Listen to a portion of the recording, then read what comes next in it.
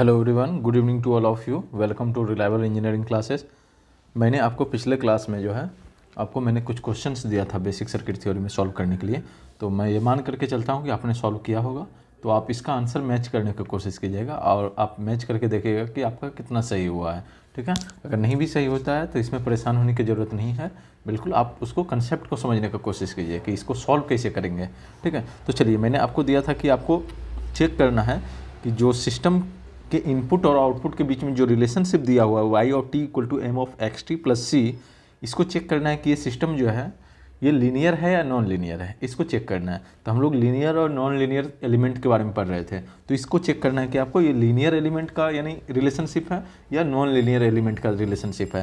तो इसको हम चेक करने के लिए क्या करते हैं, तो सॉल्यूशन सबसे पहले हम क्या करते हैं, गिवन हमें दिया हुआ है, गिवन दिया हुआ है उसे लिख दो आप कि Y of T equal to M of x T plus सी।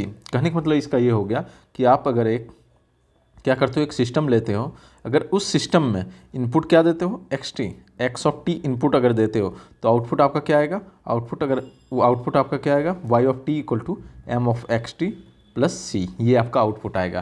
तो हमने क्या बोला था आपको कि लिनियरिटी को चेक करने के लिए दो लॉ हम चेक करते हैं, कौन कौन सा, law of additivity and law of homogeneity. दोनों को इंडिविजुअली आप चेक करो, चाहो तो आप साथ में भी चेक कर सकते हो, लेकिन आप कंफ्यूज हो जाओगे, तो उससे अच्छा है कि इंडिविजुअली आप चेक कर लिया करो। अगर दोनों सेटिस्फाई होता है तो हम क्या बोलेंगे, सिस्टम क्या है, सुपरपोजिशन प्रिंसिपल को फॉलो कर रहा है। जो भी सिस्टम सुपरपोजिशन प्रिंसिपल को फॉलो करता है उसे क्या बोलते हैं, उसे बोलते हैं सिस्टम कैसा है, लीनियर है। तो चलिए इसको हम सॉल्व करने की कोशिश करते हैं। तो पहला केस क्या होगा, लॉ ऑफ एडिटिविटी को हम सॉल्व करेंगे, लॉ ऑफ एडिटिविटी को चेक करेंगे, law of additivity, law of additivity. चलिए तो हम क्या करेंगे, सेम सिस्टम में लूँगा, ये सेम सिस्टम मैंने लिया, इस सिस्टम में मैं क्या करूँगा, सेम सिस्टम है, इस सिस्टम में मैं क्या करूँगा, अब इस सिस्टम में पहले हम क्या करूँगा, x1 इनपुट देंगे, x1 इनपुट देंगे, x1t। तो देखो यहाँ पे क्या होगा, जब आप x1t इनपुट दोगे, x1 ऑफ t इनपुट दोगे तो क्या होगा, y1t आउटपुट मान के चल रहे हैं कि आउटपुट हमारा आएगा y1t।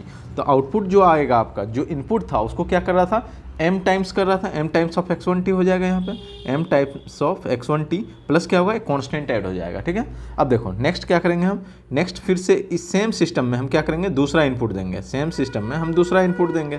तो देखो यहाँ पे सिस्टम क्या हो गया, सिस्टम सेम है, यहाँ पे मैंने क्या इनपुट दिया, x2 of t, x2 of t। तो आउटपुट आपका क्या होगा, मान के चल रहे हैं हम y2t होगा। तो y2t किसके बराबर होगा, तो y2t आपका बराबर होगा, किसके बराबर होगा, जो इनपुट दे रहे हो उसमें क्या होगा, m से मल्टीप्लाई हो जाएगा, m से मल्टीप्लाई कर दिया मैंने, और उसके बाद क्या होगा, प्लस c एक कांस्टेंट ऐड हो जाएगा। ठीक है, नेक्स्ट आपका देखो, अब इस सिस्टम में हम क्या करेंगे, आप चाहो तो और भी इनपुट ले सकते हो, x1 x2 x3 x4 x4 x5 x6 जितना चाहो उतना इनपुट ले सकते हो, लेकिन मैं दो की हेल्प से ही चेक कर लेता हूँ, क्यों मैं ज़्यादा यानी झंझट करूँगा, इतने पे ही मेरा सॉल्व हो जाएगा। तो अब देखो, अब मैं क्या करूँगा कि इस सिस्टम के अंदर में मैं क्या करूँगा कि दोनों का इनपुट को ऐड करके देने की कोशिश करूँगा, दोनों का इनपुट को मैं ऐड करके दूंगा। तो दोनों का इनपुट को अगर मैं ऐड करके देता हूँ तो ये मैंने मान लिया x1t प्लस x2t, इसको मैंने मान लिया x3t, इसको मैंने क्या मान लिया, x3t। तो आउटपुट आपका क्या आएगा, y3t मान लिया मैंने। तो आउटपुट आपका क्या होना चाहिए, देखिए तो क्या होगा, m इंटू x3t प्लस सी होगा। क्या होता है, जो इनपुट आपका जाता है उसमें क्या होता है, m से मल्टीप्लाई होता है प्लस एक कांस्टेंट ऐड हो जाता है। तो देखो तो m इंटू x3t, x3 का वैल्यू कितना है, x1 प्लस x2 है, तो x1t plus x2t plus c हो जाएगा, यही होगा m इंटू x3t। x3t का वैल्यू रख दिया, बाकी कांस्टेंट का तो कांस्टेंट ही रहेगा। अब देखो ये वैल्यू किसके बराबर हो गया, m into x1 of t plus m into x2 of t plus c। अब देखो m into x1 of t, इसका वैल्यू किसके बराबर है, देखो तो ये y1t, तो ये हो गया y1t प्लस c होगा ना, प्लस c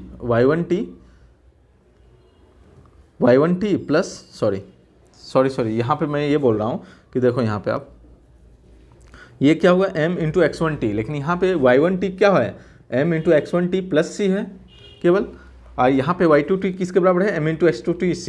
यहाँ पे देखो अगर मैं ये दोनों को y2t मानता हूँ, y2t, तो ये क्या होगा, ये क्या y1t के बराबर होगा, नहीं होगा। ठीक है, तो इसको आप क्या बोल सकते हो, m into x1t plus y2t, means आपका जो है आउटपुट जो है y1t और y2t के बराबर नहीं हुआ, y1t प्लस y2 t के बराबर नहीं होना हुआ। इसका मतलब क्या हो गया कि आप अगर इनपुट को ऐड कर रहे हो तो आपका आउटपुट ऐड नहीं हो रहा है, इसलिए आप क्या बोलोगे, आप बोलोगे कि आपका जो है सिस्टम क्या है, नॉन लीनियर है, यानी आपका सिस्टम क्या कर रहा है, लॉ ऑफ एडिटिविटी को फॉलो नहीं कर रहा है। यहीं से आप चेक कर सकते हो कि आपका सिस्टम जो है लॉ ऑफ एडिटिविटी को फॉलो नहीं कर रहा है। अब मैंने क्या बताया था कि अगर कोई भी एक चीज़ अगर फॉलो नहीं होता है, चाहे लॉ ऑफ होमोजेनिटी या लॉ ऑफ एडिटिविटी, तो सिस्टम कैसा होगा, नॉन लीनियर होगा। तो आप आगे चेक करने का जरूरत है नहीं, आगे लॉ ऑफ होमोजेनिटी को चेक करने का जरूरत है नहीं। आप चाहो तो चेक कर सकते हो, अदरवाइज आप नहीं भी चेक करोगे तो यहाँ से ही पता चल गया आपका सिस्टम क्या है, नॉन लीनियर है। तो यहाँ पे हम मैं लिख दे रहा हूँ, सो hence system does not follow law of additivity। Law of additivity को सिस्टम फॉलो नहीं कर रहा है। अब मैं क्या करूँगा कि लॉ ऑफ होमोजेनिटी को भी चेक कर लेते हैं, ठीक है, लॉ ऑफ होमोजेनिटी को भी चेक कर लेते हैं। ऐसे तो आपका सिस्टम यहीं से पता चल गया कि नॉन लीनियर है, लेकिन चेक कर लो एक बार क्या जा रहा है, लॉ ऑफ होमोजेनिटी को फॉलो कर रहा है या नहीं कर रहा है, होमोजेनिटी। तो देखो लॉ ऑफ होमोजेनिटी को अगर चेक करोगे तो क्या होगा, देखो यहाँ पे ये सेम सिस्टम मैंने लिया, सिस्टम में मैंने क्या दिया इनपुट, एक्स ऑफ टी दिया मैंने इनपुट। ये सिस्टम क्या करेगा, ये सिस्टम मल्टीप्लाई कर देता है m से, और क्या करता है, एक कांस्टेंट को ऐड कर देता है, y of T equal to क्या होगा, m times of x of t plus c होगा। अगर मैं क्या करता हूँ, सेम सिस्टम में क्या कर रहा हूँ, मैं किसी एक नंबर से मल्टीप्लाई कर रहा हूँ, यहीं पे मैं कर दे रहा हूँ, कोई एक कांस्टेंट नंबर से मैं मल्टीप्लाई कर रहा हूँ। मान लो कि a से मैंने मल्टीप्लाई किया, तो a से मल्टीप्लाई करेंगे तो क्या होगा, ये a x ऑफ t हो गया, तो इसको मान लो आप x डैश टी मान लेते हैं, इसको x डैश टी मान लेते हैं, तो आउटपुट भी क्या होगा, y डैश टी होगा, तो y डैश टी किसके बराबर होगा, जो आपका इनपुट होता है उसमें m से मल्टीप्लाई हो जाएगा, means m into x dash t plus c होगा, मीन्स m इंटू क्या होगा, यहाँ पे देखो a एक्स टी, यानी एक्स डैश टी का वैल्यू पुट कर दो ना, एक्स डैश टी का वैल्यू मैंने पुट कर दिया, a into x T plus c, means क्या हो गया, a into m of x T plus c. This is not equal to m times of Y T, यानी इनपुट में this is not equal to a times of y of t, means अगर input में आप a से multiply कर रहे हो तो आउटपुट a से मल्टीप्लाई नहीं हो रहा है। इसका मतलब ये लॉ ऑफ होमोजेनिटी को भी फॉलो नहीं कर रहा है, ठीक है। hence system does not follow law of homogeneity also,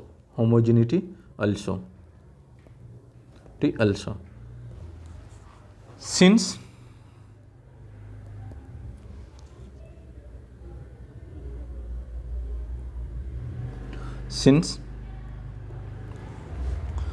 system does not follow law of additivity and law of homogeneity, hence system कैसा होगा, since system does not follow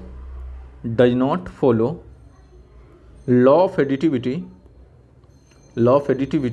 and law of homogeneity,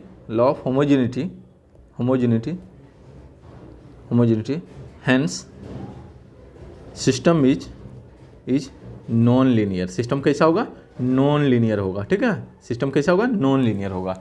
यहाँ पे ना तो ये law of additivity को follow कर रहा है, ना तो लॉ ऑफ होमोजेनिटी को फॉलो कर रहा है, तो ये सिस्टम कैसा है, नॉन लीनियर है, ठीक है।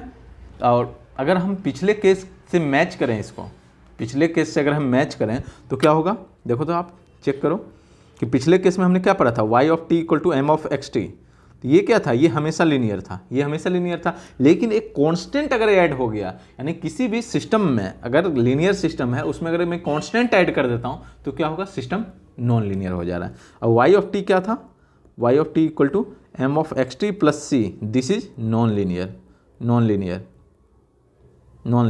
आगे कैसा था, लीनियर था। तो ये आपको कंसेप्ट याद रखना है कि केवल कांस्टेंट ऐड करने से सिस्टम आपका कैसा हो गया, सिस्टम आपका नॉन लीनियर हो गया। अगर मैं यहाँ पे y जहाँ पे है वहाँ पे वोल्टेज रख दो और x की जगह पे करंट रख दो, या उल्टा कर दो, जहाँ पे y है वहाँ पे क्या कर दो, वहाँ पे करंट रख दो, और जहाँ पे x है वहाँ पे वोल्टेज रख दो। इस फॉर्म में आपसे क्वेश्चन पूछ सकता है। यहाँ पे मैंने x और y के टर्म में मैंने बता दिया, वहाँ पे आपको वोल्टेज और करंट के फॉर्म में दे सकता है। तो आपको इस तरीके से आपको क्या करना है, पता करना है। मैथमेटिकली ये तरीका है पता करने का कि सिस्टम लीनियर है या नॉन लीनियर है। आपको अगर ऑब्जेक्टिव में अगर क्वेश्चन आता है तो कैसे बनाओगे, तो उसके लिए आपको ये याद रखना, सीधा दिमाग में याद रखना कि इस फॉर्म में अगर है तो उसको क्या बोलेंगे, लीनियर है। अगर इस फॉर्म में है तो उसको क्या बोलेंगे, नॉन लीनियर है। अगर इस फॉर्म में है तो क्या बोलेंगे, नॉन लीनियर है। ठीक है। ठीक उसी तरीके से आप चाहो तो इंडक्टर का चेक कर सकते हो, कैपेसिटर को चेक कर सकते हो। अगर हम एयर कोर इंडक्टर के बारे में बात करें तो क्या होगा, वो लीनियर होगा। यानी जो भी हम नेटवर्क में इंडक्टर और कैपेसिटर पढ़ेंगे वो कैसा होगा, लीनियर होगा। वो कैसा होगा, लीनियर होगा। ठीक है। तो यहाँ पे देखो मैं चेक करके आपको दिखा रहा हूँ। Next example, V equal to V of T equal to L d i by D t, d i of t by D t. ठीक है, यही होता है वोल्टेज का। यानी जो इंडक्टर होगा उसके अक्रॉस जो ईएमएफ इंड्यूस होगा उसका फॉर्मूला यही होता है, L D i by D t, V equal to L D i by D T. अब देखो इसको चेक करना है कि इंडक्टर जो है हमारा, यानी सिस्टम जो है, यानी एलिमेंट जो है हमारा लीनियर है या नॉन लीनियर है। सिंपल, क्या करेंगे, अब हम दोनों को साथ में करेंगे। अब हम इंडिविजुअली नहीं करेंगे, दोनों को साथ में करेंगे। ठीक है, मैंने यहाँ सिस्टम मान लिया, सिस्टम मैंने मान लिया। सिस्टम क्या है, सिस्टम यानी एलिमेंट, एलिमेंट यहाँ पे क्या है, इंडक्टर है। अगर मैं इसमें आई ऑफ टी करंट देता हूँ, इसमें आई ऑफ टी करंट देता हूँ, तो इसमें जो वोल्टेज इंड्यूस करके देगा ये हमें क्या देगा, ये वोल्टेज हमें देगा L D i by D T, यही देगा L D i by D T. अब देखो मैं क्या कर रहा हूँ कि सेम सिस्टम है, सिस्टम सेम है, यानी इंडक्टर ही है, सिस्टम सेम है। अब मैं क्या कर रहा हूँ कि इसमें आई वन टी दे रहा हूँ, sorry I one T means एक आई वन टी करंट दे रहा हूँ, I one of T current. तो हमारा वोल्टेज भी क्या होगा, V1T, यानी इसके कॉरस्पॉन्डिंग हमारा वोल्टेज EMF इंड्यूस होगा, यानी कि ये किसके बराबर होगा, L D I one by D T. फिर नेक्स्ट हो गया आपका दूसरा, सेम सिस्टम है, सिस्टम सेम है, सिस्टम सेम है। इसमें क्या कर रहे हैं, दूसरा करंट दे रहे हैं, दूसरा current I two of T. तो यहाँ पे क्या होगा, ये देखो V2 of T equal to क्या होगा, L D I two by D t. ठीक है। तो यहाँ पे अब देखो, अब हम क्या करेंगे कि इसमें होमोजेनिटी भी अभी ही अप्लाई कर देंगे, होमोजेनिटी भी अप्लाई करके देंगे। तो यहाँ पे देखो मैंने क्या किया, सेम सिस्टम है, सेम सिस्टम है। तो यहाँ पे मैं इनपुट जो दे रहा हूँ, इनपुट में देखो ध्यान से मैं क्या कर रहा हूँ, सबसे पहले नंबर तो मैं I1 प्लस I2 करूँगा, I1 प्लस I2 करूँगा। ध्यान से देखना आप, I1 प्लस I2 मैं करूँगा, I1 प्लस I2 किया, यानी इनपुट को मैंने क्या किया, ऐड कर दिया। इसको मैंने I3 के बराबर मान लिया, I3 of T, I3 of T. अब मैं क्या कर रहा हूँ, यहाँ से जब I3T दे रहा हूँ तो यहाँ पे वोल्टेज क्या आना चाहिए, V3T मैंने मान लिया। V3T मीन्स क्या होगा, L D I three by D T होगा, L D I three by D T. अब देखो यहाँ पे मैंने क्या किया, I1 plus I2 means law of additivity को अप्लाई किया। अब मैं क्या करूँगा, लॉ ऑफ होमोजेनिटी को भी यहीं पे अप्लाई करूँगा। मैंने मान लिया कि यहाँ पे मैंने अप्लाई किया A, यहाँ पे B, यानी मैंने क्या किया, दोनों के साथ इनपुट में मैंने मल्टीप्लाई कर दिया, दोनों के साथ इनपुट में मैंने क्या किया, मल्टीप्लाई कर दिया। अब यहाँ पे देखो, यहाँ पे आउटपुट देखो, L D by D T. I3 का वैल्यू कितना है, AI1 plus BI2, AI1 plus BI2। ठीक है। अब देखो ये क्या है, L D AI1 by D T होगा plus L times of D by D T of किसका, BI2, यही होगा। अब यहाँ पे देखो एल को कॉमन ले लो, तो ये क्या होगा, ए क्या है, कांस्टेंट है, तो ये बाहर हो जाएगा, तो ये बाहर कर दो इसको। तो देखिए यहाँ पे क्या होगा कि ए क्या होगा, ये तो बाहर चला जाएगा, क्यों, क्योंकि ए क्या है, हमारा कांस्टेंट है। तो ये क्या होगा, D by D T of I1, D I1 by D T plus फिर क्या होगा, एल तो मैंने कांस्टेंट ही ले लिया, B into d by D T of I2। ठीक है। अब देखो यहाँ पे क्या होगा, ध्यान से देखना आप कि A into L D I1 by D T plus B into L D I2 by D t. ठीक है। अब यहाँ पे देखो कि L D I one by D T ये किसके बराबर है, L D I one by D T किसके बराबर है, L D I one by D T V1T के बराबर है। तो इसको आप लिख सकते हो A V1T plus B V2T। ठीक है। मीन्स क्या हुआ कि यहाँ पे देखो ध्यान से कि आउटपुट आपका किसके बराबर हो गया, कि अगर आप इनपुट में जिस कांस्टेंट से मल्टीप्लाई कर रहे हो वही कांस्टेंट से क्या हुआ, आउटपुट में भी मल्टीप्लाई हो गया, प्लस आउटपुट किसके बराबर हो गया, जो इनपुट में हो रहा है वही चीज़ आउटपुट में हो रहा है। Means law of additivity, law of homogeneity दोनों सेटिस्फाई हो रहा है। मीन्स यहाँ पे बोल सकते हो कि law of additivity and law of homogeneity both are satisfied, hence system is linear. यानी इंडक्टर कैसा एलिमेंट है, इंडक्टर जो हमारा कैसा एलिमेंट है, इंडक्टर एक कैसा एलिमेंट है, इंडक्टर जो हमारा लीनियर एलिमेंट है। इंडक्टर कैसा हो गया, लीनियर एलिमेंट है, लीनियर एलिमेंट। लेकिन कौन सा इंडक्टर के बारे में बात कर रहे हैं, तो यहाँ पे जो इंडक्टर के बारे में बात कर रहे हैं, लंप्ड इंडक्टर के बारे में बात कर रहे हैं, लंप्ड इंडक्टर, ठीक है, लीनियर एलिमेंट, यानी एयर कोर्ड इंडक्टर के बारे में बात हो रहा है, ठीक है, एयर कोर्ड इंडक्टर और लीनियर एलिमेंट है। यानी जो हमारे नेटवर्क थ्योरी में जो हम इंडक्टर पढ़ते हैं उसके बारे में यहाँ पे बात हो रही है, वो कैसा है, लीनियर एलिमेंट है। ठीक उसी तरीके से अगर कैपेसिटर का भी देखोगे तो कैपेसिटर का अगर आप चेक करना चाहो तो I इक्वल टू क्या होगा, C/dV/dt, इसको भी आप चेक करोगे तो ये भी लीनियर एलिमेंट आएगा। यानी कैपेसिटर भी कैसा होगा, लीनियर एलिमेंट आएगा। कैपेसिटर भी कैसा है, लीनियर एलिमेंट। वो किस में है, सर्किट थ्योरी में केवल है, नेटवर्क थ्योरी में है लीनियर एलिमेंट। ठीक है, तो ये चीज़ आपको ध्यान में रखना है। एक चीज़ आपको और ध्यान में रखना है, क्या चीज़, कि डिफरेंशियल ऑपरेटर और इंटीग्रल ऑपरेटर, यानी डिफरेंशिएशन और इंटीग्रेशन दोनों कैसा है, लीनियर ऑपरेटर है, linear operator. Differentiation and integration both are linear operator, दोनों कैसे हैं, लीनियर ऑपरेटर है, linear operator. That is both follows superposition, यानी दोनों क्या करता है, सुपरपोजिशन प्रिंसिपल को फॉलो करता है, superposition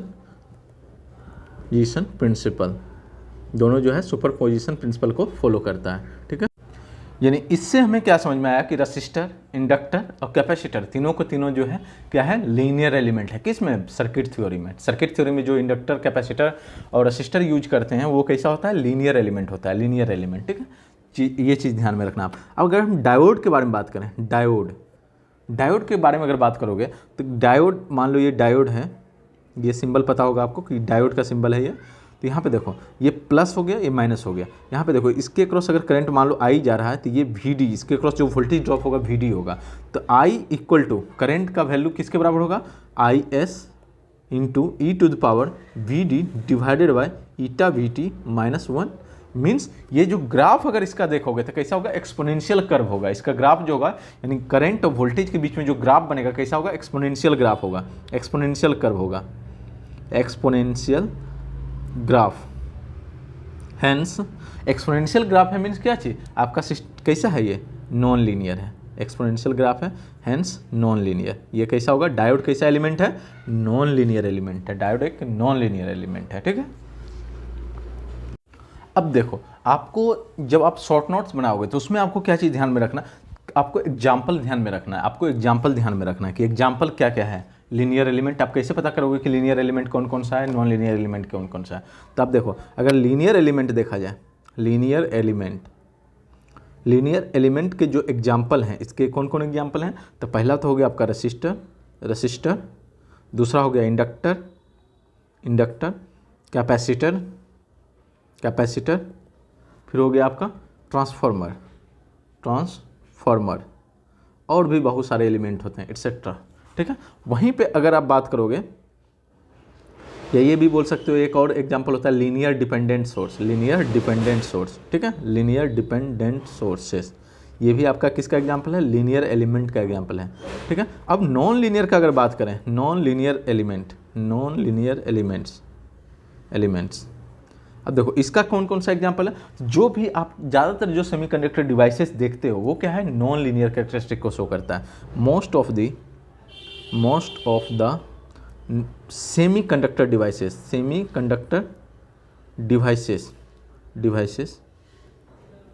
have non-linear characteristics।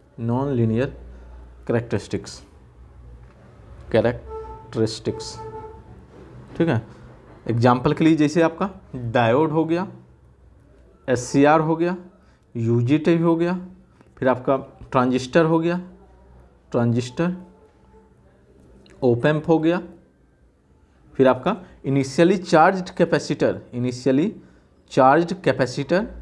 And inductor. Initially जो चार्ज्ड कैपेसिटर और इंडक्टर होता है ये भी कैसे होते हैं, नॉन लीनियर एलिमेंट होते हैं। Initially charged capacitor and inductor. तो ये आपको ध्यान में रखना है क्योंकि ये नया चीज़ है आपके लिए, इंडक्टर। तो ये सारे के सारे क्या हैं, नॉन लीनियर एलिमेंट्स है। तो ये दोनों तो बिल्कुल आपको रट करके रखना है, ठीक है, बिल्कुल रट करके रखना है। तो अभी तक हम लोगों ने जो पढ़ा था ये मैथमेटिकल तरीका था पता करने का कि कोई भी एलिमेंट जो है लीनियर एलिमेंट है या नॉन लीनियर एलिमेंट है, ठीक है। अब हम क्या कर रहे हैं कि हम ग्राफ को देख करके पता करेंगे कि आपका सिस्टम जो है लीनियर है या नॉन लीनियर है, ठीक है। तो मैं लिख दे रहा हूँ यहाँ पे, यानी आई भी करेक्टरिस्टिक को यूज करके या तो वी आई करेक्टरिस्टिक को यूज करके, यानी वोल्टेज और करंट के बीच में जो ग्राफ होगा या करंट और वोल्टेज के बीच में जो ग्राफ होगा उसको देख करके आप कैसे पता करोगे कोई भी सिस्टम या कोई भी एलिमेंट जो है लीनियर है या नॉन लीनियर है। तो यहाँ पे देखो, तो मैं लिख रहा हूँ I V characteristic, I V या V I characteristic for linear and non linear elements, near elements, ठीक है। इसको देख करके कैसे पता करोगे, तो for linear system graph between input and output. Input को एक्साइटेशन भी बोलते हैं, आउटपुट को रिस्पॉन्स भी बोलते हैं। ये चीज़ ध्यान में रखना कि इनपुट और आउटपुट के बीच में जो ग्राफ होगा या वोल्टेज और करंट के बीच में जो ग्राफ होगा और वोल्टेज एंड करंट के बीच में जो ग्राफ होगा वो कैसा होना चाहिए, मस्ट बी स्ट्रेट लाइन। वो कैसा होना चाहिए, स्ट्रेट लाइन होना चाहिए, must be straight line passing through origin, जो कि किससे पास कर रहा हो, ओरिजिन से, पासिंग थ्रू ओरिजिन, ठीक है। तो यानी अगर आपका जो ग्राफ है वो कैसा है, यानी करेक्टरिस्टिक जो है आपका कैसा है, स्ट्रेट लाइन है और किससे पास कर रहा हो, ओरिजिन से, तो सिस्टम कैसा होगा, लीनियर होगा, अदरवाइज नॉन लीनियर होगा, ठीक है। अब मैं आपको कुछ एग्जाम्पल शो करता हूँ। पहला एग्जाम्पल, चलिए पहला एग्जाम्पल, मैं वोल्टेज वाई एक्सिस पे वोल्टेज बना दे रहा हूँ, ये करंट बना दे रहा हूँ। ये बताओ, देखो ये क्या हो रहा है, ये ओरिजिन हो गया, ओरिजिन से ग्राफ पास हो रहा है, ओरिजिन से होते हुए पास कर रहा है और कैसा, स्ट्रेट लाइन है। तो यहाँ पे मैं लिख दे रहा हूँ, since characteristic is straight line and passing through origin, hence कैसा एलिमेंट है, ये लीनियर एलिमेंट है, हेंस लीनियर एलिमेंट। ये कैसा है, लीनियर एलिमेंट है, ठीक है। मीन्स कैरेक्टरिस्टिक कैसा है कि ओरिजिन के थ्रू पास हो रहा है और कैसा है, ये स्ट्रेट लाइन है, इसलिए कैसा है, ये लीनियर एलिमेंट है, ठीक है। नेक्स्ट हो गया आपका, नेक्स्ट एग्जांपल मैं आपको शो कर रहा हूँ। आपको इससे कंफ्यूज नहीं होना है, कभी यहाँ पे करंट दे देगा, कभी यहाँ पे वोल्टेज दे देगा, नहीं, यानी वाई एक्सिस पे करंट देगा, यहाँ पे वोल्टेज देगा, तो उससे कंफ्यूज नहीं होना है, बिल्कुल नहीं होना है। तो यहाँ पे देखो आप, ये एक हो गया, एक ये हो गया, कुछ इस तरीके का ग्राफ है आपका।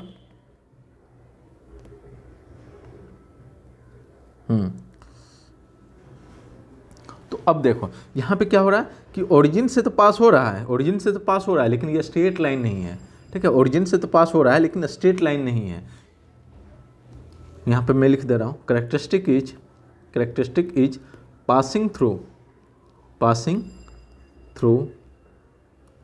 Origin but not straight line, इसलिए कैसा होगा, ये करेक्टरिस्टिक जो है आपका पास तो कर रहा है ओरिजिन से, लेकिन ये स्ट्रेट लाइन नहीं है, इसलिए कैसा होगा, देयरफॉर कैसा होगा, नॉन लीनियर। ये कैसा है, नॉन लीनियर है, ठीक है, नॉन लीनियर है। नेक्स्ट एग्जांपल अब देखो, थर्ड एग्जांपल, कि यहाँ पे देखो वोल्टेज है, मान लो वाई एक्सिस पे वोल्टेज है, एक्स एक्सिस पे आपका करंट है। मैंने क्या किया कि यहाँ पे मान लो कुछ इस तरीके का है, ये बना दिया, कुछ ये,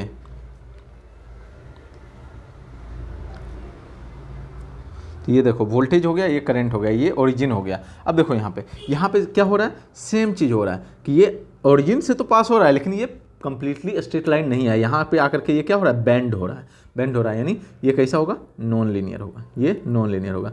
तो मैं आशा करता हूँ कि आपको ग्राफ को देख करके पता चल गया होगा कि किस तरीके से आइडेंटिफाई करोगे कि सिस्टम लीनियर है या नॉन लीनियर है। आपको अगर ऑब्जेक्टिव में चाहे इंजीनियरिंग सर्विस का हो क्वेश्चन, या तो गेट का क्वेश्चन हो, या तो और भी एसएससी जेईई आरआरबी जेईई ये सब में जो भी क्वेश्चन आता है, इसी तरीके से आपको ग्राफ दिया हुआ रहेगा, आपको बताना रहेगा कि सिस्टम लीनियर है यानी एलिमेंट लीनियर है या नॉन लीनियर है, या कभी कभी आपको इक्वेशन के फॉर्म में दे देगा, इक्वेशन के फॉर्म में दे देगा। तो उस तरीके से आपको क्या करना है, बताना है कि सिस्टम कैसा है, लीनियर है या नॉन लीनियर है। एक चीज़ और आपको याद रखना है कि जब कभी भी डिग्री ऑफ पॉलिनोमियल एक से ज़्यादा हो, जब कभी भी डिग्री ऑफ पॉलिनोमियल एक से ज़्यादा होगा, तो इस केस में भी ये क्या होगा, नॉन लीनियर का होने का चांसेस रहता है। ठीक है, अगर वो डिफरेंशियल इक्वेशन नहीं हो तो, ठीक है ना। तो यहाँ पे देखो y of t equal to मान लो x स्क्वायर t है, तो ये क्या है, नॉन लीनियर है, non linear. y of t equal to मान लो आपका x क्यू t है, ये भी क्या है, नॉन लीनियर है, नॉन लीनियर। ठीक है, नॉन लीनियर। नेक्स्ट जो हमारा क्लासिफिकेशन है एलिमेंट का, वो क्या है, यूनिलैटरल एंड बायलैटरल एलिमेंट, या इसी को बोलते हैं यूनिडायरेक्शनल एंड बायडायरेक्शनल एलिमेंट। तो नेक्स्ट हमारा जो है यूनिलैटरल एंड बायलैटरल एलिमेंट, या इसी को बोलते हैं unidirectional and bidirectional element, unidirectional and bidirectional element, directional element. अब यहाँ पे देखो यूनिलैटरल एंड बायलैटरल एलिमेंट या यूनिडायरेक्शनल एंड बायडायरेक्शनल एलिमेंट इसी को बोलते हैं। अगर आपका पोलैरिटी, वोल्टेज का पोलैरिटी जो है किसी भी एलिमेंट के अक्रॉस, अगर आप वोल्टेज जो अप्लाई कर रहे हो उसका अगर पोलैरिटी को चेंज करने पे करंट का मैग्नीट्यूड या डायरेक्शन चेंज हो जाता है, यानी करंट अफेक्ट हो जाता है, अफेक्ट होने का मतलब, करंट अफेक्ट होने का मतलब उसका डायरेक्शन या मैग्नीट्यूड अफेक्ट हो जाता है, तो उसे क्या बोलेंगे, उसे बोलेंगे यूनिलैटरल एलिमेंट। उसे क्या बोलेंगे, यूनिलैटरल एलिमेंट। तो इसको मैं लिख दे रहा हूं आपको, if the magnitude of current, if the magnitude of current passing through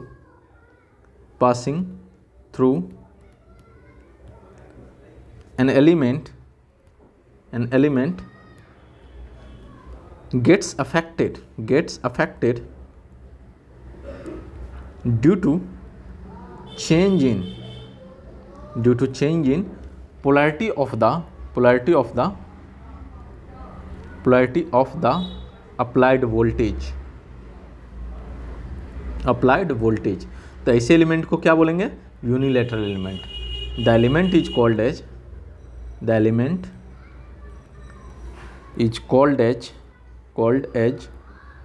unilateral element. इसे क्या बोलेंगे, यूनिलैटरल एलिमेंट।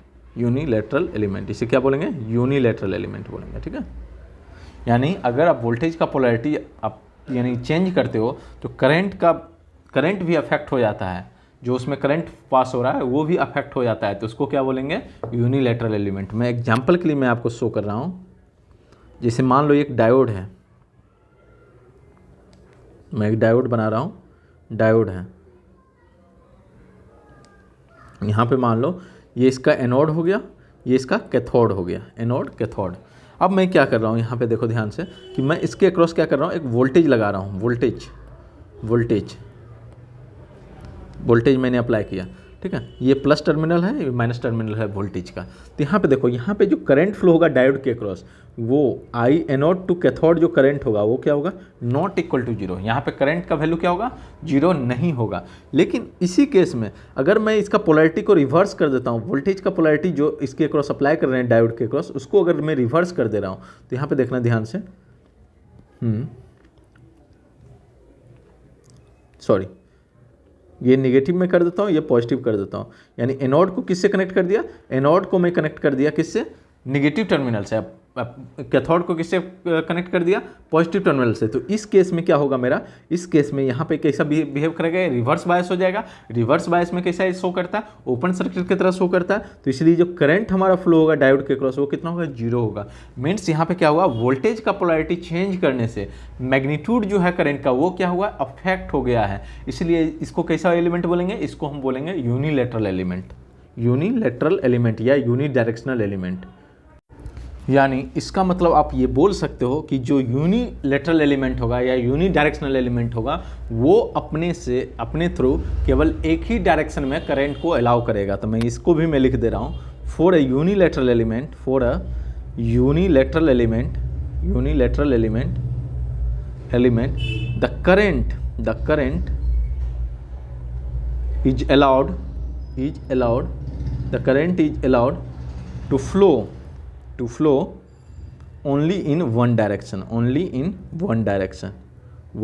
यानी एक ही डायरेक्शन में करंट को केवल फ्लो करना अलाउ करेगा, only in one direction. Example क्या है इसका, डायोड, ठीक है।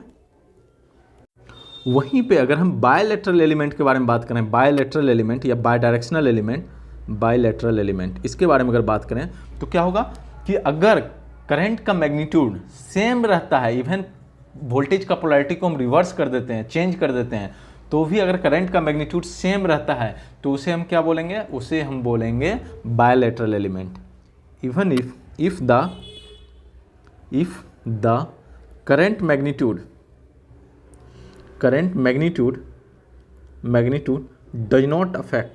does not get affected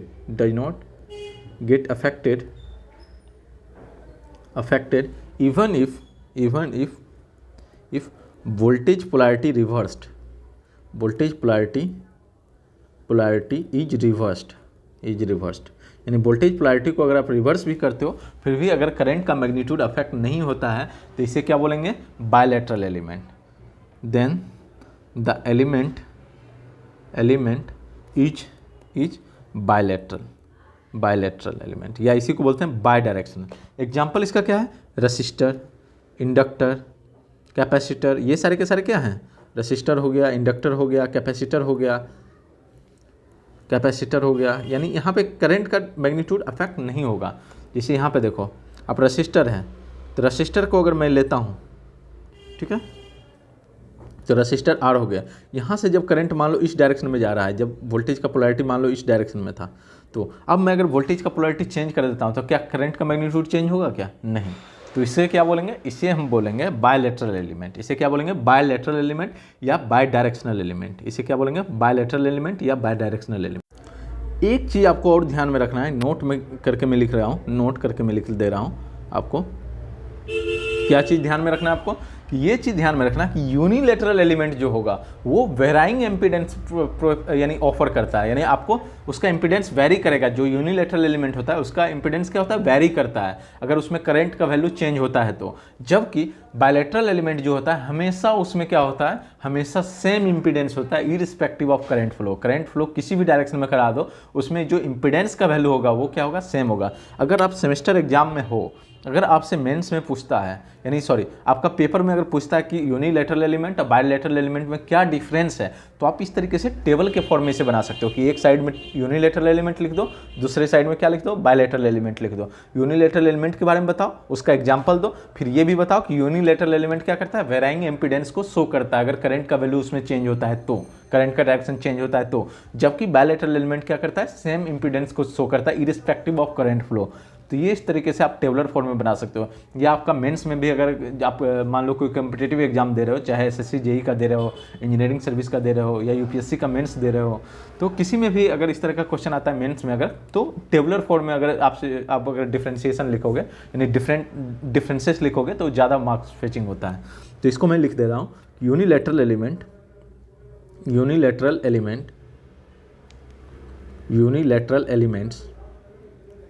elements offer varying impedances, यानी ये varying impedances शो करता है with variations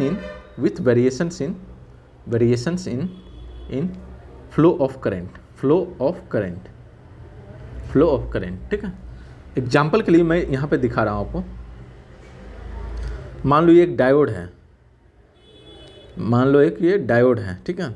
मैं एक डायोड मान ले रहा हूँ। यहाँ पे मान लो करंट का फ्लो हो रहा है एनोड टू कैथोड। अगर आई ए के फ्लो हो रहा है, इस डायरेक्शन में करंट फ्लो हो रहा है, आई ए की not equal to 0 means anode to cathode अगर करंट फ्लो हो रहा है, तो इस केस में जो इसका इंटरनल रेसिस्टेंस होगा वो क्या होगा, वेरी वेरी स्मॉल होगा। R F is very very small, very very small होगा, ठीक है। वहीं पे मान लो अगर सेम डायोड है लेकिन करंट में फ्लो करा रहा हूँ कहाँ से कहाँ तक, करंट में फ्लो करा रहा हूँ cathode to anode, cathode to anode means reverse bias में कर रहा हूँ, रिवर्स बायस आई के ए कर दे रहा हूँ मैं। ये कैथोड हो गया, ये एनोड हो गया, ठीक है, एनोड कैथोड, यानी इस डायरेक्शन में अगर करंट फ्लो हो रहा है तो इस केस में क्या होगा, ये कैसा बिहेव करता है, ओपन सर्किट की तरफ बिहेव करता है। तो आर एफ का वैल्यू क्या होगा आपका, इनफाइनाइट होगा, इनफाइनाइट, यानी इंटरनल इम्पीडेंस रेसिस्टेंस जो होगा इसका वेरी हाई होगा। कितना होगा, वेरी हाई होगा। तो ये क्या होगा आपका यूनिलैटरल एलिमेंट है, इसलिए ये क्या कर रहा है, वेराइंग इम्पीडेंस को शो कर रहा है। वहीं पे while bilateral element, bilateral elements offer same impedance. Bilateral element क्या करता है, सेम इम्पीडेंस को ऑफर करता है, यानी उसका इंटरनल रेसिस्टेंस चेंज नहीं होगा, same impedance irrespective of current flow, irrespective of current flow, यानी करंट फ्लो किसी भी डायरेक्शन में करा लो वो क्या होगा, उसमें इम्पीडेंस का वैल्यू क्या होगा, हमेशा सेम होगा। एग्जाम्पल के लिए मैं रजिस्टर ले रहा हूँ, देखो यहाँ पे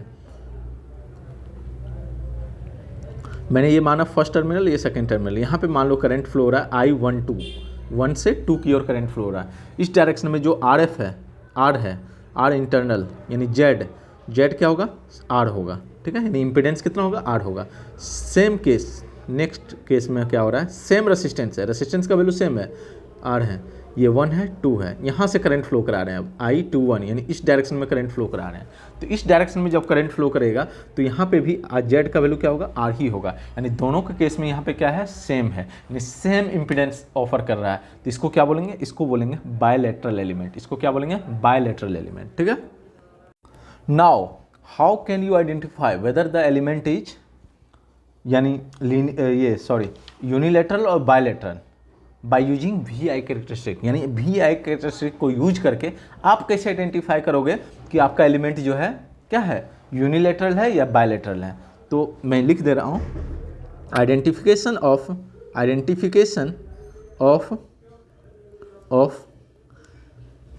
linear, identification of whether the element is, या सिंपल मैं लिख दे रहा हूँ कि by using V I characteristic, या इसी को बोलेंगे आई वी कैरेक्टरिस्टिक, यानी वी आई कैरेक्टरिस्टिक और आई वी कैरेक्टरिस्टिक को यूज करके कैसे आप आइडेंटिफाई करोगे कि आपका जो एलिमेंट है कैसा है, बायलैटरल है या यूनिलैटरल है। तो देखो इसके लिए आपको क्या ध्यान में रखना है, इसके लिए आप ध्यान में रखना, if an element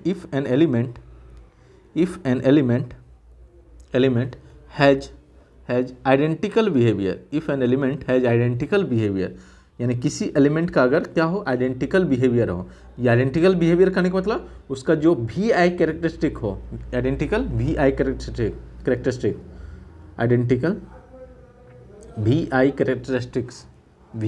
characteristics for current in both direction is called, it is said to be bilateral element. इसे क्या बोलेंगे, बायलैटरल एलिमेंट बोलेंगे, इसे क्या बोलेंगे, बायलैटरल एलिमेंट, ठीक है, इसे बायलैटरल एलिमेंट बोलेंगे। इसका मतलब ये हुआ आपका कि when the element obeys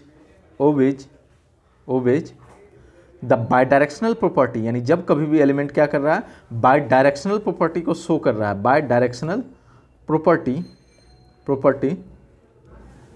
characteristic, जो वी आई कैरेक्टरिस्टिक है वो क्या होना चाहिए, कैरेक्टरिस्टिक शुड बी सेम, यानी कैरेक्टरिस्टिक जो होना चाहिए क्या होना चाहिए, सेम होना चाहिए, शुड बी सेम या identical, should be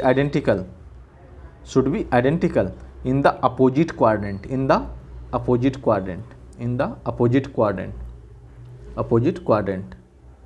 otherwise opposite quadrant में क्या होना चाहिए आपका वी आई कैरेक्टरिस्टिक्स क्या होना चाहिए, आइडेंटिकल होना चाहिए। अगर नहीं है तो क्या बोलेंगे, यूनिलैटरल है, अदरवाइज यूनिलैटरल,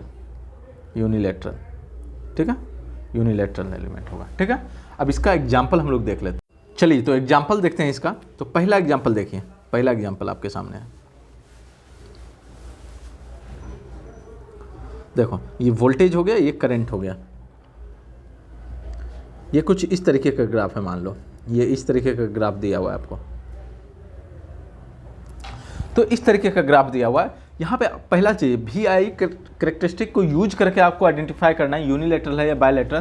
तो उसके लिए हमें क्या करना पड़ेगा, तो उसके लिए हमें करना पड़ेगा क्या चीज़, तो उसके लिए हमें सबसे पहले क्या करना पड़ेगा कि हमें अपोजिट क्वाड्रेंट में हमें ग्राफ को देखना पड़ेगा कि सेम है या अलग है, ठीक है। तो यहाँ पे देखो अपोजिट क्वाड्रेंट करने का मतलब क्या चाहिए, ये फर्स्ट क्वाड्रेंट है, ये सेकंड क्वाड्रेंट है, ये थर्ड क्वाड्रेंट है, ये फोर्थ क्वाड्रेंट है। तो फर्स्ट का अपोजिट कौन सा हुआ, तो फर्स्ट का अपोजिट हो गया थर्ड।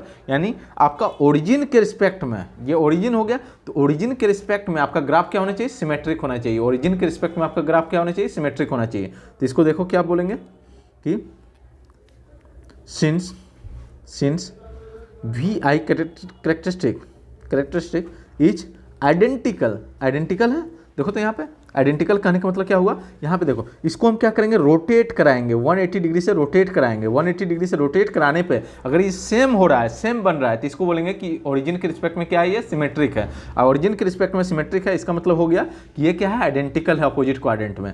तो if since V I characteristic is identical in first and third quadrant, hence element कैसा होगा, हेंस बायलैटरल एलिमेंट। कैसा एलिमेंट होगा, बायलैटरल एलिमेंट होगा, बायलैटरल एलिमेंट या इसी को बोलेंगे सिमेट्रिक अबाउट ओरिजिन।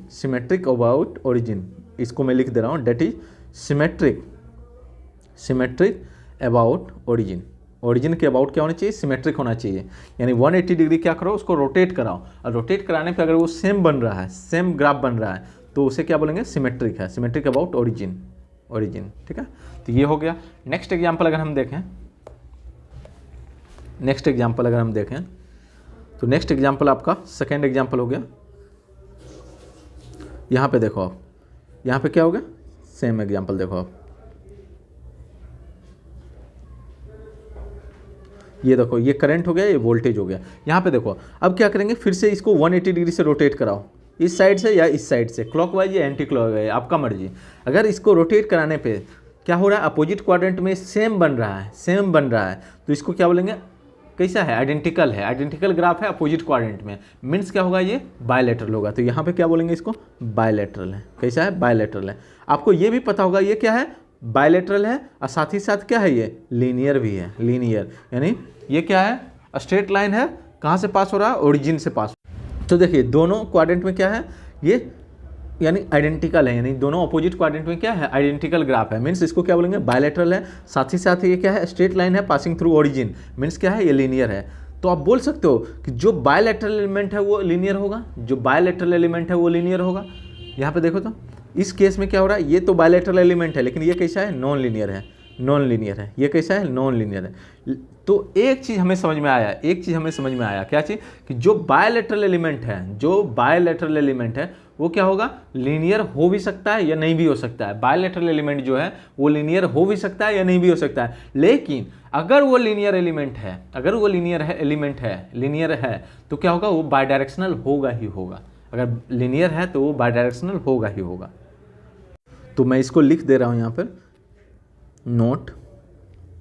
नोट करके मैं लिख दे रहा हूँ कि ऑल लीनियर एलिमेंट्स, जितने भी लीनियर एलिमेंट्स हैं वो सारे के सारे क्या हैं, all linear elements are bilateral हैं। लेकिन आपका बट ऑल बायलैटरल एलिमेंट्स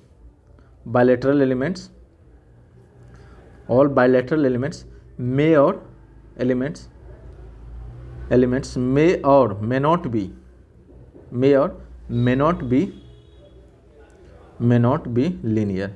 यानी सारे बायलैटरल एलिमेंट्स क्या हो सकते हैं, वो लीनियर हो भी सकते हैं, नहीं भी हो सकते हैं, ठीक है। यानी अगर वेन डायग्राम से रिप्रेजेंट करें, वेन डायग्राम रिप्रेजेंटेशन से हम देखें इसको, तो वेन डायग्राम अगर बनाए इसका, तो क्या होगा, सारे के सारे एलिमेंट क्या होंगे, जितने भी यानी लीनियर एलिमेंट हैं वो क्या होंगे, सबसेट होंगे। और बायलैटरल एलिमेंट क्या है, सेट है।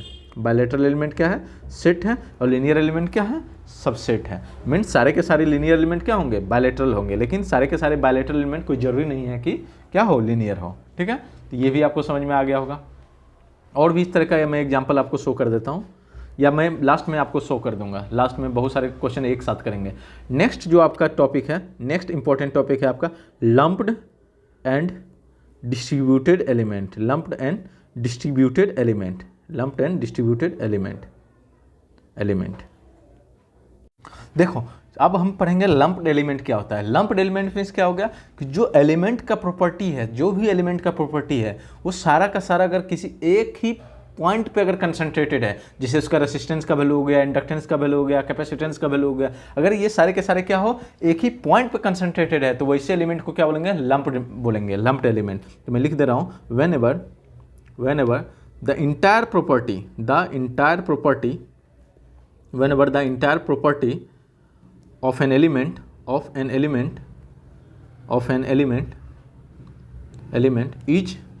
is concentrated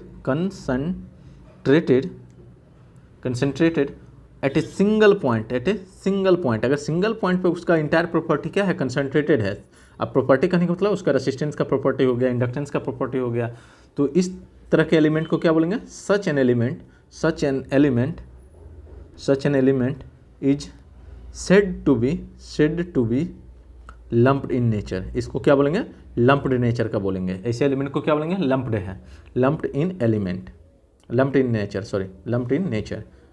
ठीक है, अब देखो किरचॉफ्स लॉ जो होता है केवल लंप्ड एलिमेंट पे ही एप्लीकेबल होता है। पहले तो इसका एग्जांपल देख लो कि जो आपका सेरामिक रेसिस्टर होता है, सेरामिक कैपेसिटर होता है, इलेक्ट्रोलाइटिक कैपेसिटर होता है, फिर सेरामिक इंडक्टर होता है, ये सारे के सारे क्या हैं, ये सारे के सारे आपका क्या है, आपका लंप्ड एलिमेंट है। ये सारे के सारे क्या हैं, लंप्ड एलिमेंट।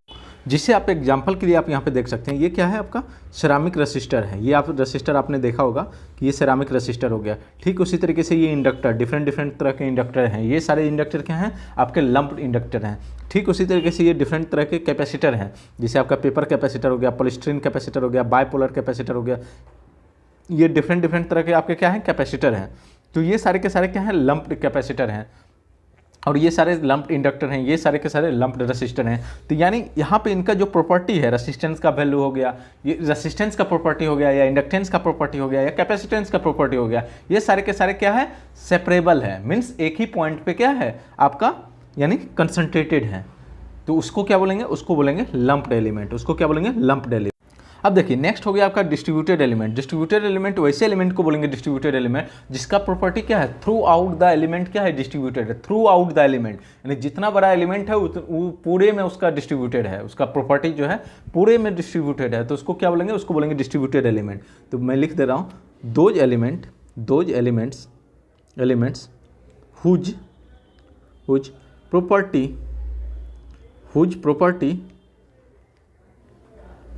property are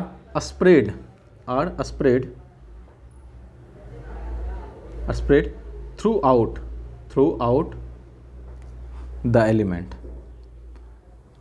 यानी वैसे एलिमेंट, यानी जिनका प्रॉपर्टी जो है थ्रू आउट द एलिमेंट अगर डिस्ट्रीब्यूटेड हो, तो वैसे एलिमेंट को क्या बोलेंगे, डिस्ट्रीब्यूटेड एलिमेंट बोलेंगे। ठीक है, यानी डिस्ट्रीब्यूटेड एलिमेंट जो होगा उसको इलेक्ट्रिकली सेपरेट करना पॉसिबल नहीं है। यानी डिस्ट्रीब्यूटेड एलिमेंट का इलेक्ट्रिकली सेपरेट करना पॉसिबल नहीं है। ठीक है ना, distributed elements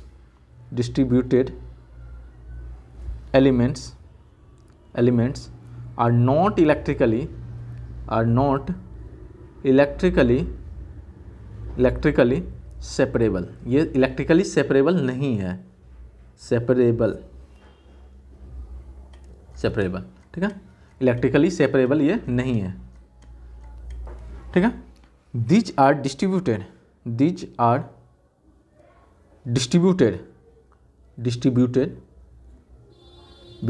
over the entire length of the circuit,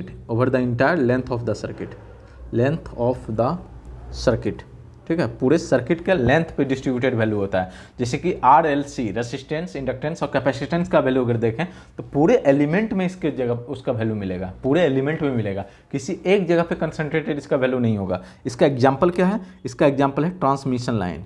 इसका एग्जाम्पल है ट्रांसमिशन लाइन। इसमें जो है आप KCL KVL नहीं लगा सकते हो, इसमें जो है आप KVL नहीं लगा सकते हो, यानी जो डिस्ट्रीब्यूटेड एलिमेंट होता है इसमें आप KVL नहीं लगा सकते हो। ये चीज़ ध्यान में रखना है, यानी किरचॉफ्स लॉ जो है आप लगा नहीं सकते हो। मैं लिख दे रहा हूँ नोट करके यहाँ पे, note Kirchhoff's law. Kirchhoff's law का दो लॉ होता है, Kirchhoff's law are not applicable, are not applicable on distributed element. Distributed element पे जो है आपका किरचॉफ्स लॉ अप्लीकेबल नहीं होता है, डिस्ट्रीब्यूटेड एलिमेंट। जैसे कि एग्जांपल के लिए आप देख सकते हो ये क्या है? ट्रांसमिशन लाइन है। तो ये जो ट्रांसमिशन लाइन है तो यहाँ पे किसी एक पॉइंट पे नहीं आपको मिलेगा कि रेसिस्टेंस का वैल्यू मिल गया, सारे का इंडक्टेंस का वैल्यू मिल गया या सारे कैपेसिटेंस का वैल्यू हो गया। ये क्या होगा? थ्रू आउट द एलिमेंट आपको डिस्ट्रीब्यूटेड नजर आएगा, इसलिए ये एग्जाम्पल है इसका ट्रांसमिशन लाइन। ट्रांसमिशन लाइन आपका डिस्ट्रीब्यूटेड एलिमेंट का एग्जाम्पल है, डिस्ट्रीब्यूटेड एलिमेंट ट्रांसमिशन लाइन, ठीक है, जो कि आपको पावर सिस्टम में पढ़ना है। कुछ जो है आपको मैं इंपॉर्टेंट नोट लिख दे रहा हूँ, इसको आपको ध्यान में रखना है। कुछ इंपॉर्टेंट नोट है, इसको आपको ध्यान में रखना है कि पहला तो सर्किट थ्योरी जो हम लोग पढ़ते हैं, circuit theory is only applicable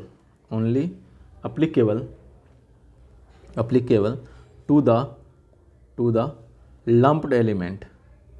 केवल लंप्ड जो सिस्टम होता है केवल उसी पे अप्लीकेबल होता है, टू द लंप्ड सिस्टम।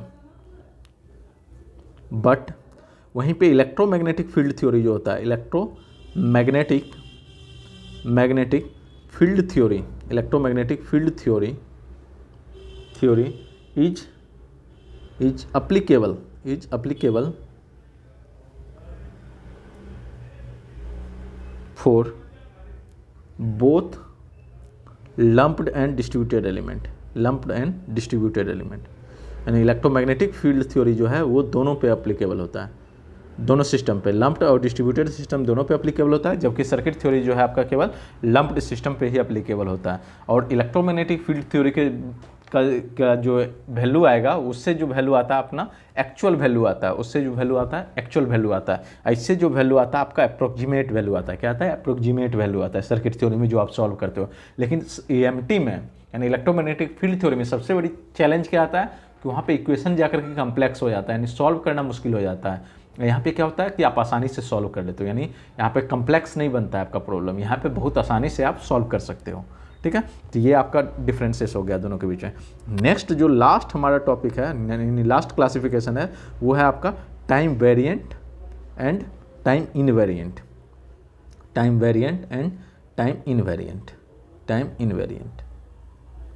अब देखिए नाम से क्लियर है, टाइम वेरिएंट मीन्स समय के साथ जो चेंज हो जाता है, यानी द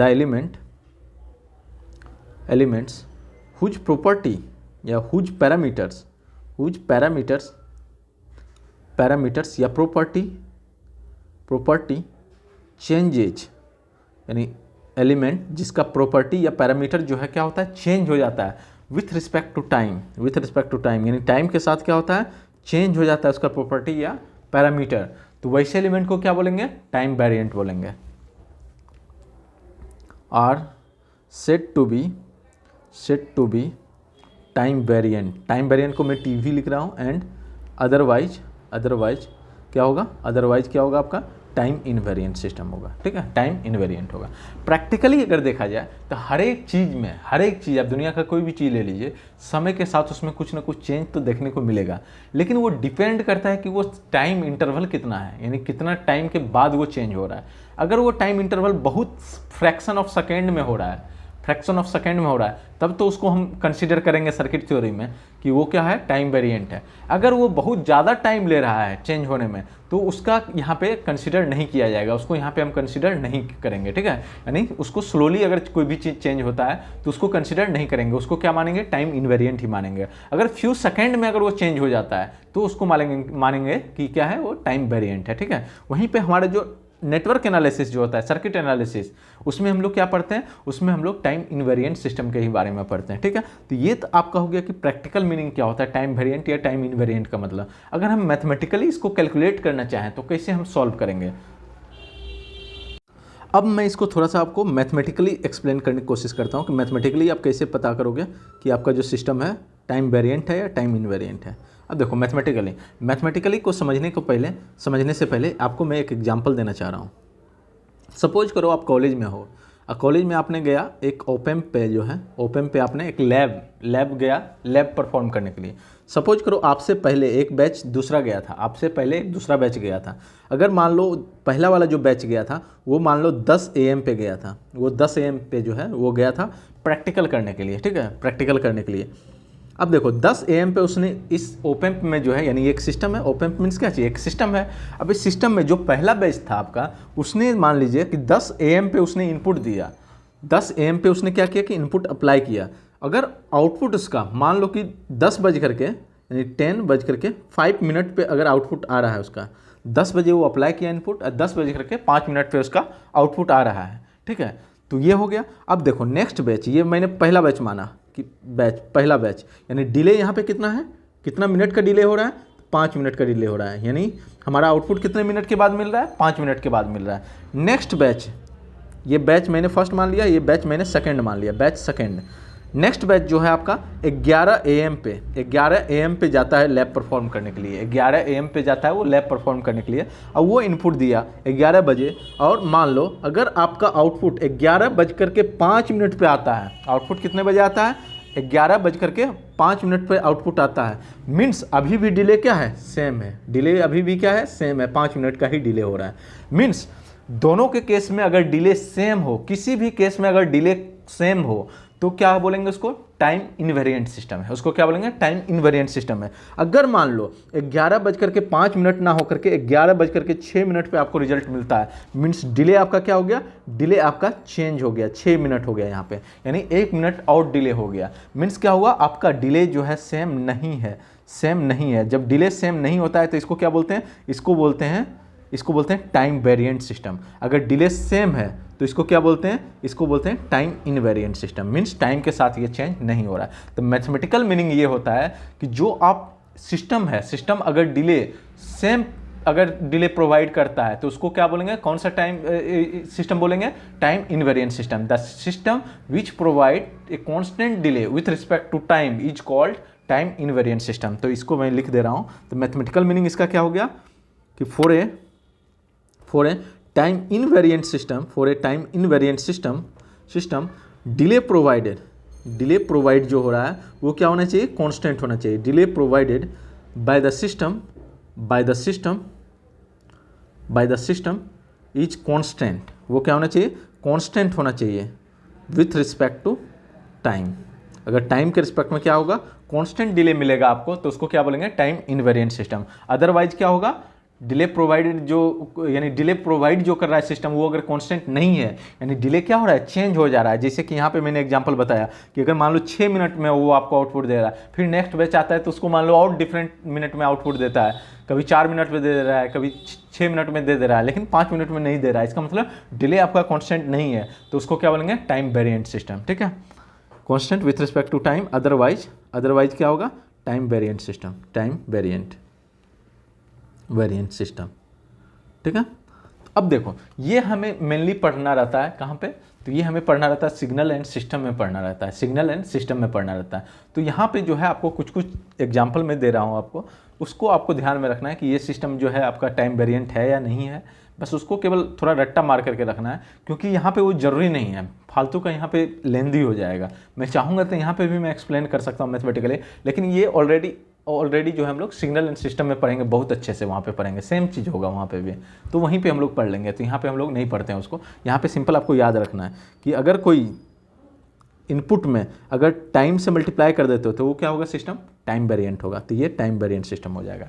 टी के पावर कुछ भी हो, टी के पावर 1 हो, टी के पावर 2 हो, या टी के पावर -1 हो, यानी टाइम अगर आ गया उसमें तो वो क्या होगा, टाइम वेरिएंट होगा। अगर y t equal to x of minus t के फॉर्म में हो तो ये भी क्या होगा, टाइम वेरिएंट होगा। यानी इनपुट में अंदर में अगर इनपुट में कोई अगर स्केलिंग हो गया हो, ठीक है, ये जो है आपका टी के साथ अगर कोई भी स्केलिंग हो जाता है तो उसको क्या बोलेंगे, टाइम वेरिएंट हो गया। ठीक है, वो क्या होगा, टाइम वेरिएंट होगा।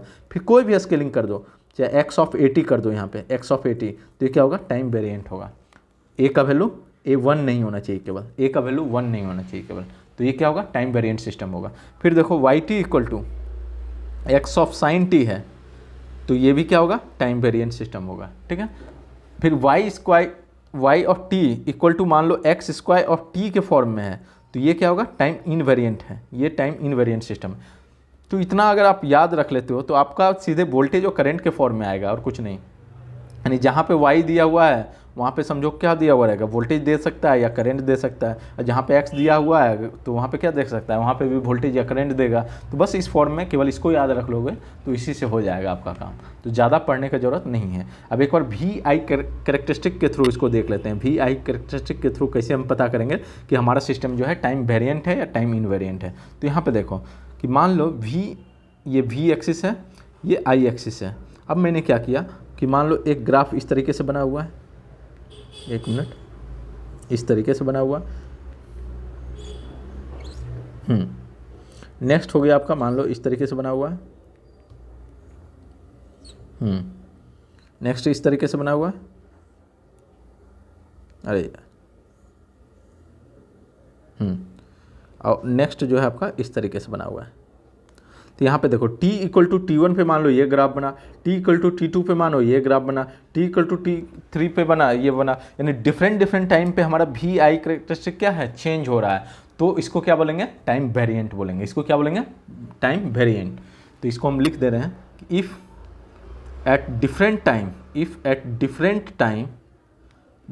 Time we get different characteristic then element is, तो उस एलिमेंट को क्या बोलेंगे, एलिमेंट इज टाइम वेरिएंट, उस एलिमेंट को बोलेंगे टाइम वेरिएंट। तो हमारा पूरा क्लासिफिकेशन जो है पूरा कंप्लीट हो गया। अब हम क्या करेंगे, कुछ इस पर क्वेश्चंस प्रैक्टिस करेंगे ताकि हमारा और कंसेप्ट अच्छे से हो जाए, अच्छे से कंसेप्ट हमारा क्लियर हो जाए। तो हम क्वेश्चन यहाँ पे लिख दे रहे हैं कि I V characteristic curves for different elements, यानी डिफरेंट कर्व्स रहेगा। आपको ये बताना है कि डिफरेंट एलिमेंट्स डिफरेंट कर्व रहेगा आपके सामने। आपको ये बताना है कि कौन सा एलिमेंट क्या है। ठीक है, जैसे कि पहला एग्जांपल मैं आपको दिखा रहा हूँ।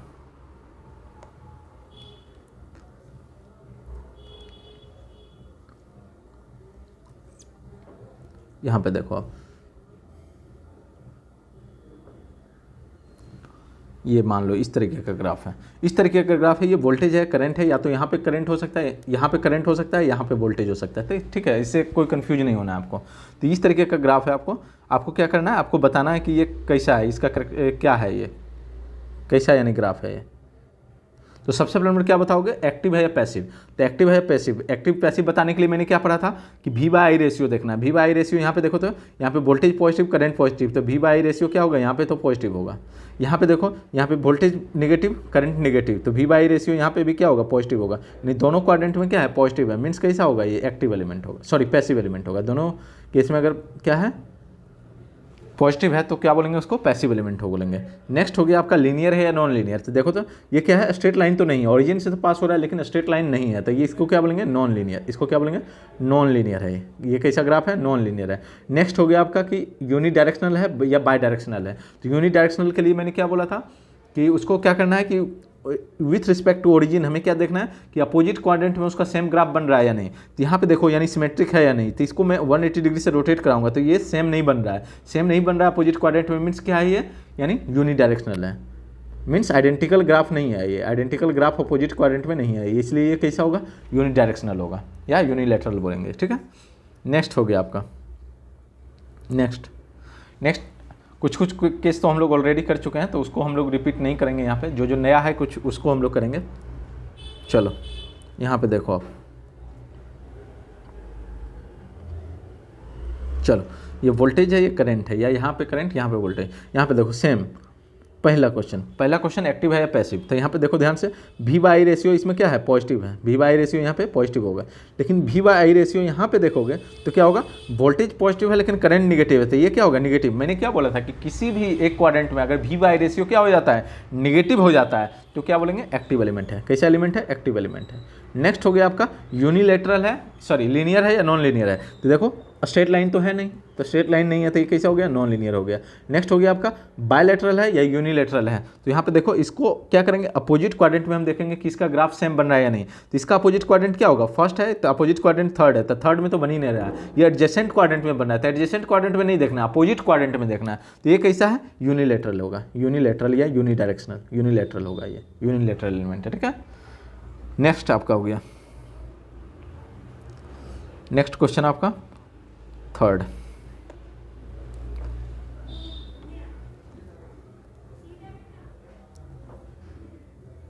ये मान लो वोल्टेज है, ये करंट है, मैं इसको बना दे रहा हूँ। तो यहाँ पे देखो क्या होगा, सिंपल, यहाँ पे अगर आप देखो तो ये वोल्टेज है, करंट है, ये स्ट्रेट लाइन तो कंप्लीटली नहीं है, ये स्ट्रेट लाइन तो नहीं है ना, कंप्लीटली ये स्ट्रेट लाइन नहीं है। तो ये स्ट्रेट लाइन नहीं है, क्या होगा, ये देखो यहाँ पे इस साइड चला जा रहा है, यहाँ पे इस साइड चला जा रहा है, तो ये कंप्लीटली स्ट्रेट लाइन नहीं है, ओरिजिन से तो पास कर रहा है लेकिन स्ट्रेट लाइन नहीं है। तो ये क्या होगा, नॉन लीनियर होगा। कैसा होगा, नॉन लीनियर होगा। नेक्स्ट हो गया एक्टिव या पैसिव। तो वी बाई आई रेशियो क्या होगा, देखो तो V by I ratio positive है, और यहाँ पे भी वी बाई आई रेशियो इस केस में क्या होगा, इस केस में भी पॉजिटिव ही मान के चलो, जीरो क्या है, पॉजिटिव ही मान के चलो उसको। तो ये क्या होगा, V by I ratio positive हो गया, मीन्स कैसा एलिमेंट हो गया, ये पैसिव एलिमेंट हो गया। नेक्स्ट हो गया आपको कि बायलैटरल है या यूनिलैटरल। तो इसका देखो अपोजिट क्वाड्रेंट ये है, अपोजिट क्वाड्रेंट में इसका ग्राफ बन रहा है सेम, क्या नहीं बन रहा है, नहीं बन रहा है, तो इसको कैसे बोलेंगे, यूनिलैटरल, यूनिलैटरल या यूनिडायरेक्शनल, यूनिलैटरल या यूनिडायरेक्शनल। ठीक है, नेक्स्ट आपका ग्राफ जो बन रहा है कुछ इस तरीके का बन रहा है, कुछ इस तरीके का ग्राफ बन रहा है, बी आई। तो यहाँ पे देखो ये तो देखने से लग रहा है नॉन लीनियर है, क्यों, क्योंकि स्ट्रेट लाइन नहीं है। नेक्स्ट हो गया आपका एक्टिव है पैसिव, वी बाई रेशियो क्या होगा, दोनों के केस में पॉजिटिव होगा तो पैसिव होगा, पैसिव। नेक्स्ट हो गया आपका कि यूनिलैटरल है या बायडायरेक्शनल है, यूनिलैटरल है या बायलैटरल है। तो इसको देखो, तो इसको मैं रोटेट कराता हूँ 180 डिग्री से, 180 डिग्री से मैं रोटेट कराता हूँ, तो क्या होगा, इसको कोइंसाइड कर रहा है, कोइंसाइड कर रहा है मीन्स ओरिजिन के रिस्पेक्ट में क्या है, ये सिमेट्रिक है, सिमेट्रिक है मीन्स 180 डिग्री से इसको रोटेट कराओ, 180 डिग्री से रोटेट कराओगे तो क्या होगा, ये सेम इसी पे कोइंसाइड कर रहा है ना। तो कोइंसाइड कर रहा है मीन्स क्या होगा, ये आइडेंटिकल है अपोजिट क्वाड्रेंट में, अपोजिट क्वाड्रेंट में आइडेंटिकल है, इसको मीन्स क्या बोलेंगे, bidirectional, bidirectional, directional. ठीक है, next question, fifth question, sorry fifth. यहाँ पे देखो बहुत ही इंपॉर्टेंट क्वेश्चन है ये। यहाँ पे देखो ये करंट हो गया, ये वोल्टेज हो गया, ये मान लो कुछ इस तरीके का है, फिर इस तरीके का है, फिर इस तरीके का है। ठीक है, और ये कुछ इस तरीके का है। पहला चीज़ देखना है कि एक्टिव है या पैसिव है। तो यहाँ पे देखो चेक करो, एक्टिव पैसिव के लिए क्या करेंगे, वी बाई रेशियो हमें देखना पड़ता है, यानी स्लोप देखना पड़ता है। तो यहाँ पे देखो इसका स्लोप तो क्या है, पॉजिटिव है, इसका स्लोप तो क्या होगा, पॉजिटिव होगा, ये वाली रीजन का स्लोप क्या होगा, पॉजिटिव होगा, स्लोप पॉजिटिव होगा। स्लोप करने का मतलब वी बाई रेशियो क्या होगा, पॉजिटिव होगा, ये पॉजिटिव है। लेकिन ये जो स्लोप है इसका स्लोप क्या हो गया, इसका स्लोप क्या है, नेगेटिव है, इसका स्लोप नेगेटिव है, मीन्स वी बाई रेशियो यहाँ पे क्या हो गया, नेगेटिव हो गया।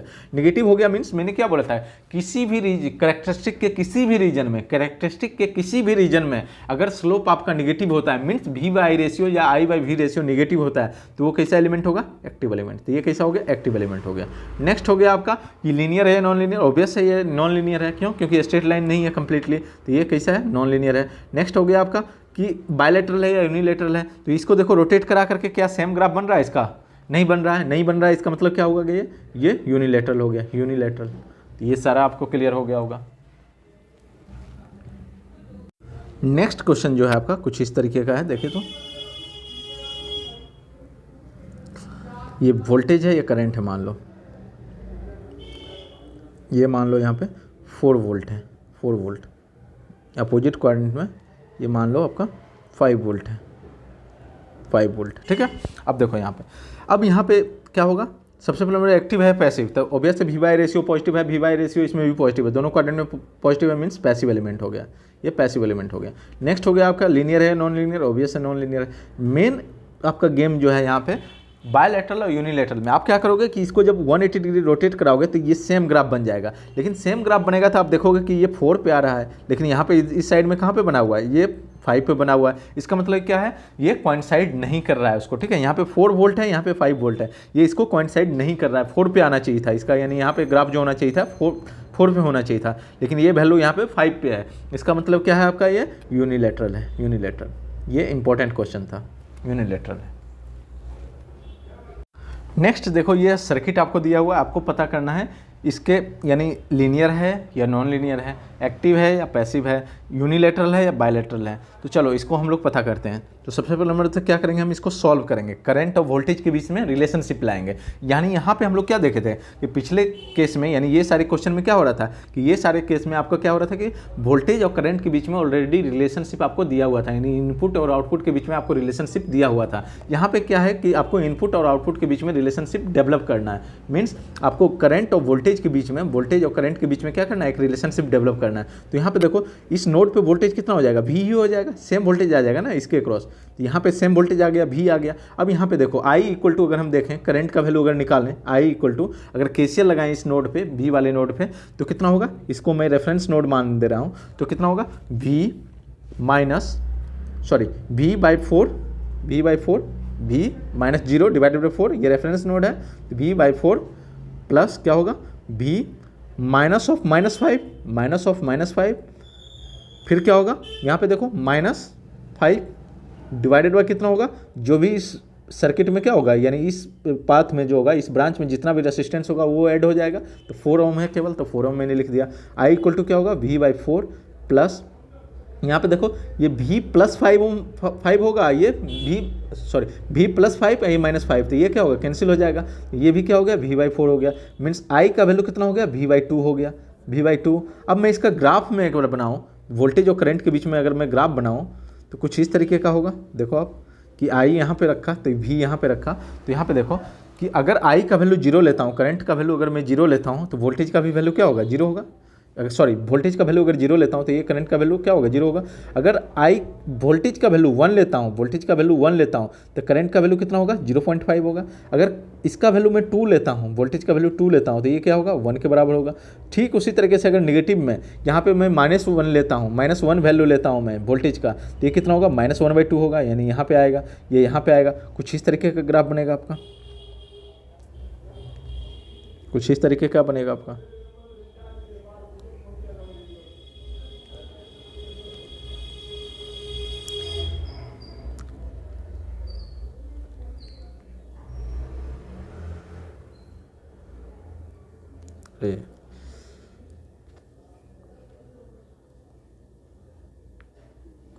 कुछ इस तरीके आपका ग्राफ बनेगा, स्ट्रेट लाइन टाइप का बनेगा, स्ट्रेट लाइन। इसका स्लोप कितना होगा, 1/2 होगा, ठीक है, स्लोप इसका 1/2। अब देखो, अब यहाँ से आप पता कर सकते हो कि लीनियर है या नॉन लीनियर। तो पहला चीज़ क्या है, लीनियर है ये, क्यों, क्योंकि स्ट्रेट लाइन है और पासिंग थ्रू ओरिजिन के थ्रू पास हो रहा है। नेक्स्ट हो गया एक्टिव है या पैसिव है, तो V बाई रेशियो यहाँ पे क्या होगा, फर्स्ट क्वाड्रेंट में पॉजिटिव, ये थर्ड क्वाड्रेंट में भी पॉजिटिव, तो ये क्या है, पैसिव एलिमेंट है, पैसिव हो गया। नेक्स्ट हो गया आपका, अब यूनिलैटरल है या बायलैटरल है, तो यहाँ पे देखो, आप इसको 180 डिग्री से रोटेट कराओगे तो क्या होगा, ये बायलैटरल होगा, यानी कोइंसाइड कर जाएगा, तो कैसा होगा, बायलैटरल होगा। तो ये बना दिया हम लोगों ने इस तरह से।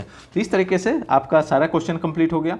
तो यानी सारे के सारे लगभग आपका पूरा कंप्लीट हो गया है। इसमें कुछ नोट है आपको, वो मैं बता दे रहा हूँ, जो कि इंपॉर्टेंट है आपका एग्जाम के लिए, वो आपको नोट कर लेना एक बार। चलिए, तो ये नोट आपको ध्यान में रखना है कि पहला चीज़ कि जो KVL और KCL है ये डिस्ट्रीब्यूटेड पैरामीटर के लिए एप्लीकेबल नहीं है, ये ऑलरेडी हम लोग पढ़ चुके हैं। नेक्स्ट है कि ओम्स लॉ जो है लम्प्ड और डिस्ट्रीब्यूटेड पैरामीटर दोनों पे एप्लीकेबल है, यानी लम्प्ड पे भी आप लगा सकते हैं और डिस्ट्रीब्यूटेड पैरामीटर दोनों पे लगा सकते हैं।